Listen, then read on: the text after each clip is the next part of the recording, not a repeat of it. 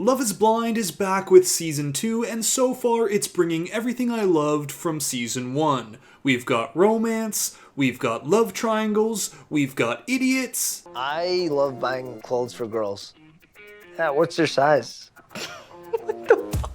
You'll be shocked to see how far this guy goes. And this week, Love is Blind Season 2 came out with the first 5 episodes of the season, which brings us all the way from the initial pod dates, through the honeymoon phase, and right to when the couples first move in together. And right now, we're about to cover it all. So let's start by taking a look at the major players of the season, starting here with Nick. What are you looking for in a girl? For me, it's like at the end of the day, if I want to see this person every day, if I'm okay just sitting on the couch with them, if they're okay just sitting on the couch with me. I love that. Okay, you can't just go and say that without giving me horrible flashbacks. I love that. Oh, and this is Trisha. Here's all you need to know about her. I have a lot of Instagram followers. Now, Trisha is into Nick, but this is not the relationship we're going to be following this season. No, Nick is actually into someone else. I like Nick a lot. But there's another girl that's really interested in him. Is it Holly or Molly? Is the girl's name Holly or Molly? Danielle. No, I think it's Holly. Yeah, it's Holly. So this is Danielle, and if you remember Love is Blind Season 1, Nick and Danielle are kinda like the Lauren and Cameron of the first episode, in that these two are the ones who really quickly fall for each other. Open your ring pop. I hope it's sized correctly. Put that on your ring finger. I will. Imagine it's a princess cut. Oh my god, he got her a ring pop engagement ring, what a dream! Now these two immediately spark a connection after both recognize each other as empaths, and Nick decides to propose after he asks her if she likes Dax Shepard lookalikes, and she says yes. Yes. I'm so happy. Like, you make me, like, happier than, I don't know, ever have been. So just like Lauren and Cameron, these two are the first to get engaged, and the first to go and meet each other. They're also currently my favorite couple, but for a much more complex reason than with Lauren and Cameron from Season 1. Now, some of the other major players for this season are Jarrett, Iana, Mallory, Abhishek, Shaina, Sal, Kyle, Deepti, and Natalie, but the guy I really want to talk about is Shane. What do you like about Natalie? That she liked me. So this is Shane, and if you couldn't tell from that clip, he hits things off right away with Natalie. There's a heart with your name right in the middle of my notebook. Like, I autographed it like number 1. I love talking to you. I mean, you already know that. Yeah. But hey, this is Love is Blind. You know not every relationship is going to be easy, as Shane has also been seeing someone else that he's really into as well. What are you wearing over there right now? Give me your outfit details. Okay, so I'm actually wearing heels. I'm wearing like these cute like jogger slacks with a crop top. Oh, I love crop tops so Do you love a crop top? much. Of course Shane would be interested in someone named Shaina. Now Shane's not always the sharpest tool in the shed, and with Shaina, he really loves to ask her what she's wearing when they meet. Anyways, what are you wearing over there? Are you in your comfy clothes? I am. What are you wearing? But this is something that's gonna get him into a lot of trouble when he marches into the pod one day, not realizing who he's headed in to see. Who am I talking to? I don't know. Take a guess. No, Shaina, there we go. What? Oh, that's what I was hoping for. What are you wearing over there? Well, after finding out it's Natalie and eons of silence, Shane starts getting upset with how Natalie's not responding. Listen, if you think I'm a dick, I feel like that's kind of weird, no offense, but... So, of course, Natalie is upset. Up until this point, she's been told that she's his number 1. And yeah, this whole pod dating experience is supposed to be about exploring all of your connections, but it's another thing to have the guy you're considering getting engaged to walk in, mistaking you for someone else, and say, "Ooh, what are you wearing?" Now, meanwhile, Shaina has also been podding with another guy named Kyle. She likes him because he's a construction worker and her dad was a contractor. However, there's one pretty big snag in their relationship. Faith is definitely important to me. Definitely like how I was raised and how I go through life is like being raised Christian. Now, I'm not religious at all. And this is gonna become a huge thing, the fact that Kyle is an atheist and Shaina here doesn't believe in evolution. Oh, so you believe like the Big Bang Theory? Yeah, it's explained. It makes sense. No, it does. It makes no sense. So you don't believe in evolution? I do not believe in evolution at all. Stop it. So naturally, Shaina turns back to Shane. Unfortunately for her, Shane went all in on an apology with Natalie, saying he was only going to focus on them, and he asks her to be his girlfriend. Well, now everything has crumbled for Shaina. Shane is basically about to go and propose to Natalie, while the other guy that she's interested in has the audacity to believe in evolution. But let me tell you, Kyle has got some red flags himself, because after his and Shaina's argument over religion and huge core values that you really need to be aligned with if you're gonna get engaged, the next time they meet, well... Do you see the box? Are you holding it? Do you want me to hold it? I want you to, yeah. Okay. You're holding my mother's engagement ring. Unbelievably, Kyle proposes, and even more crazy, Shaina says yes. Now what's wild about this is Shaina has said she's been engaged before and doesn't want to take this process lightly. And she also still has feelings for Shane that she wants to express while currently engaged. So when Shane goes to meet with Natalie one last time and pop the question, he finds someone else there he wasn't expecting. Hello? Hi. Hi. You know, so I'm trying to think of all of my thoughts and emotions about how I feel. Are you okay? I'm good. Okay, this man is really not good with voices. Well, Shane shuts this down. It's too little too late. He goes to pop the question to Natalie, and Shaina goes back to, well, still being engaged to Kyle and saying stuff like this. I would be the only one that can really be that wife for him in a real genuine and authentic way. Alright, we got a Jessica alert! Jessica alert! I love that. And all the while, there are other major romances going on as well. A love triangle starts between Jarrett, Mallory, and Sal, where Jarrett asks Mallory, you know what, I can see myself with this person for the rest of my life. Yeah? Do you really see a future with me? Like if I was to propose to you? But Mallory has decided she's more into Sal. So those two end up going off and getting engaged, while a heartbroken Jarrett does what any person would do in this situation, run to a second choice, Iana. Now these two originally connected when Iana opened up about being sexually assaulted, and Jarrett says he almost died a year ago when he was stabbed. The vulnerability they shared in this conversation was enough to put Iana over the edge and go all in with Jarrett, but now, hearing that Jarrett has proposed to Mallory, she's going to need a lot of convincing not to feel like a second choice. Now, as they stew over that, there's one last couple to talk about. Remember this guy? Would you like working out? Yeah, not a huge fan. Really? Yep. Ooh, I get along best with individuals that do work out. This is Abhishek, though he goes by Shake. He's a vet/DJ, which, of course he is. And boy, is this guy something else. If we were to be at a music festival, do you like being on a guy's shoulders? Yeah, you're up for the challenge, you can pick me up. Yeah, but will I have trouble picking you up? Could we share a rowboat? Could a rowboat support her?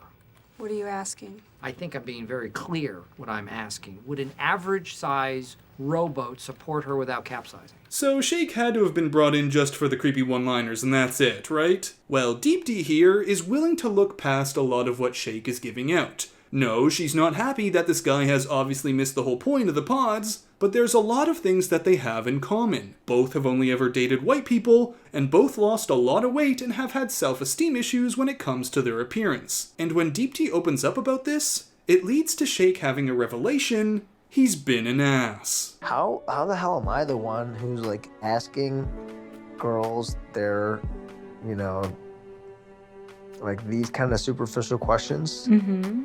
And like nobody else is? So Shake is apparently a changed man. Deepti has turned him around and the two get engaged. And speaking of, Jarrett and Iana have had their time to think things over, and after Jarrett says, You have no hesitation.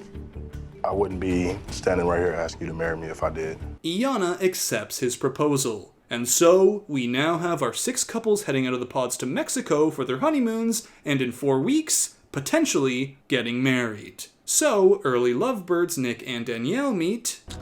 You're beautiful. You're beautiful. Shane meets his number one notebook gal, Natalie. So what are we gonna do when we first see each other in Mexico? Oh, I think you know. Ooh, honey, little sassy. Okay, but this really only went well because Natalie wasn't missing a front tooth. I spent thousands on my teeth. It's like, I have limits. And a missing front tooth is a limit for me. I can't do it. Jarrett meets his number two notebook gal, Iana. Did you pick this all by yourself? I did. All by yourself? I did. Okay, good save. Okay, good save. Shake meets Deepti. Holy shit. Oh my God, you're so beautiful. Holy shit.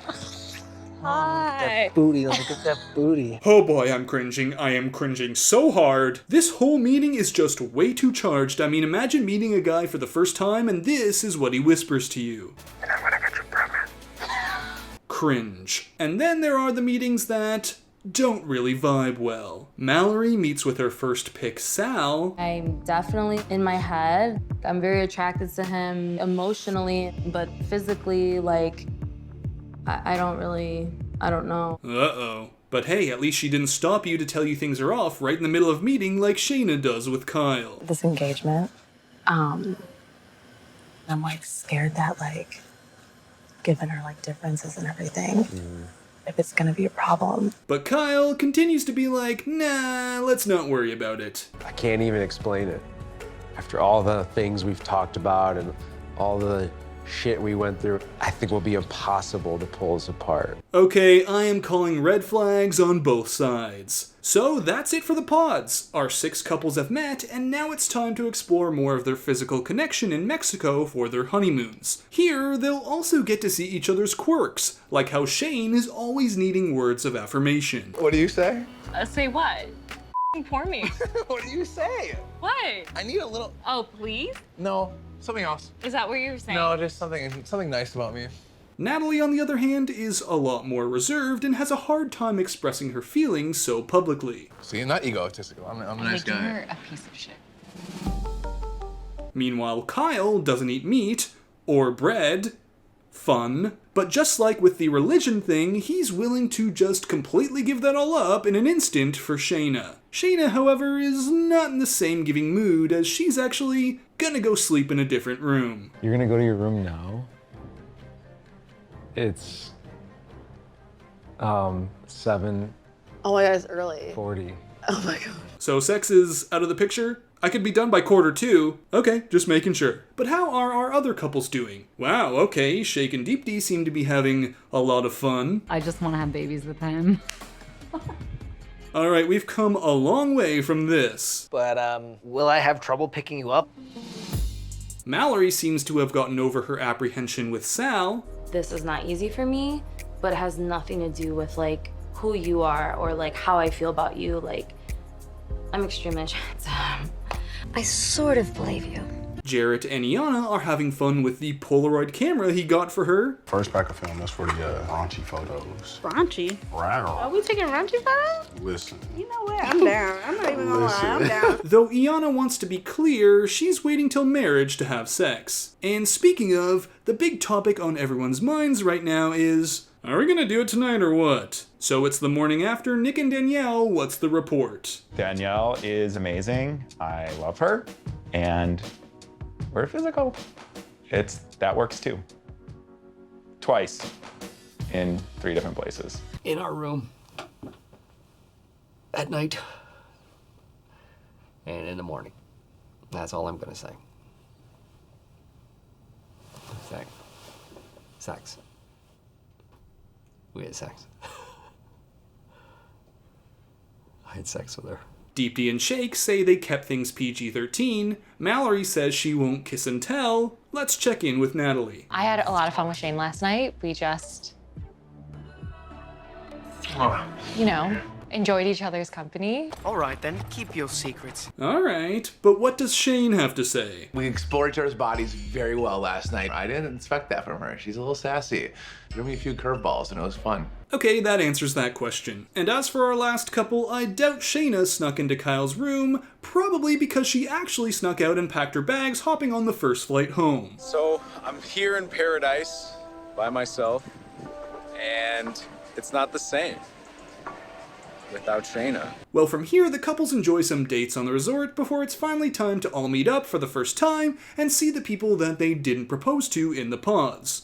Well, except for Danielle, who got a stomach virus and won't be showing up that night. So Nick is arriving solo. And with Shaina now out of Mexico, the most awkwardness comes from Jarrett and Mallory, who spend the night avoiding each other since she turned him down in the pods. In fact, Jarrett spends most of his time talking with the boys, like Shake, who has very suddenly done a complete 180 on his physical attraction to Deepti. She's like the #1 hype girl, like so fun. Like, I'm not physically attracted to her, man. It feels like I'm with my aunt. Dude, really? That's horrible. Like, does he not know he's mic'd up right now? Does he have no idea that there are cameras pointed at him? You know she's gonna watch this and be horrified, right? I mean, the least you could do is just keep those thoughts to yourself. Move this man!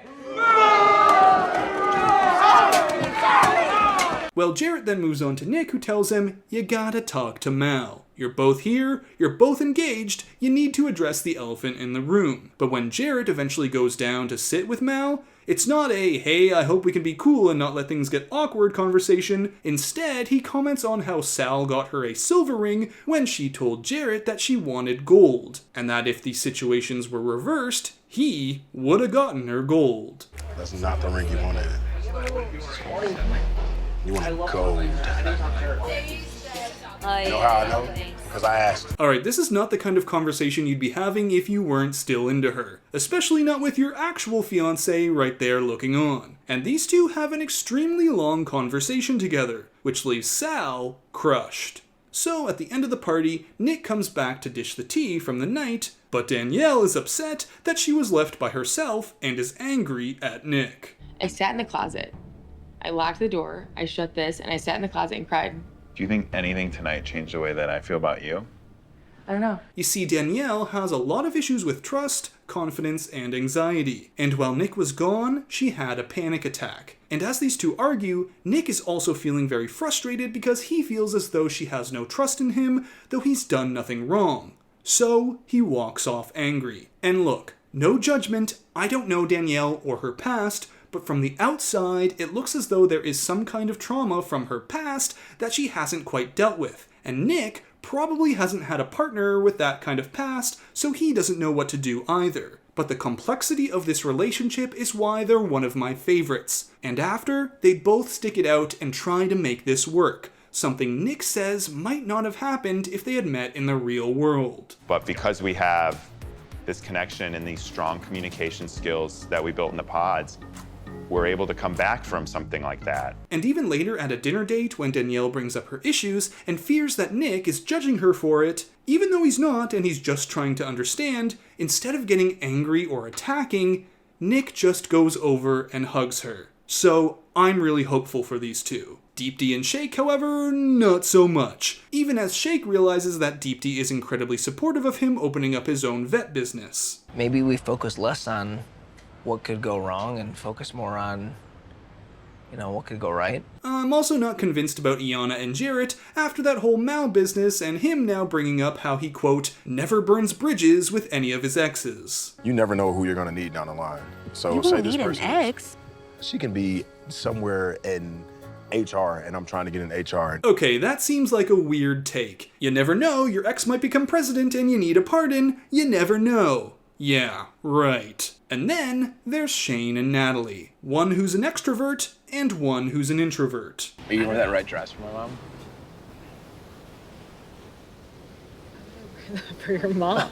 Why? That'd be sexy. And this is where they clash, because Natalie has a very hard time being as loud with her emotions as Shane is. And Shane needs a lot of words of affirmation. So, when this happens... I mean, it is who you are, so I think it's fine. That's the person you love, right? Yeah. A fight breaks out over how little Natalie brags about their relationship, and Shane gets up to leave. So not the greatest place to be in on the last night of their time in Mexico, because things are gonna have to be figured out real quick, especially as Shaina and Kyle meet back home, where Kyle is trying to make things work, but Shaina has her eyes on something else. I chose Kyle. I said yes to Kyle, but I can't stop like thinking about Shane. I can't explain it. I do have love for Shane. I'm gonna go after your dude. You and your dude, and I know you. I know you, baby. I know you. But alright, honeymoon's over, the couples head back home, get their devices back to FaceTime friends and family, and before these first 5 episodes close out, there's one last argument to get to, as Sal and Mallory finally get a moment to speak in their new place. And here, Sal has something very important that he wants to bring up. After you spoke to Jarrett, I thought I heard you say that we don't necessarily have to get married. Now this left Sal feeling as though Mallory isn't interested in him. Mallory then says she was feeling insecure at that time because she wanted a gold ring and that's not the one Sal got her, so does Sal actually know her? And ultimately, she was in her head. Sal then says he should have asked more about what ring she wanted, and that's his fault, but the more pressing matter is, why is Jarrett talking about rings with Mallory? Why is he saying he would have got her gold if he wasn't trying to get back with her? You already have another fiance. Like, why are you doing this?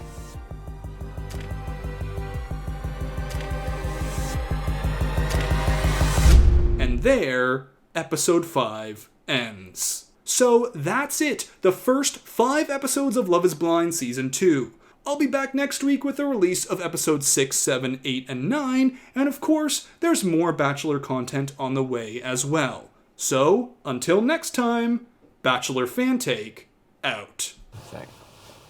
Sex. We had sex. I had sex with her.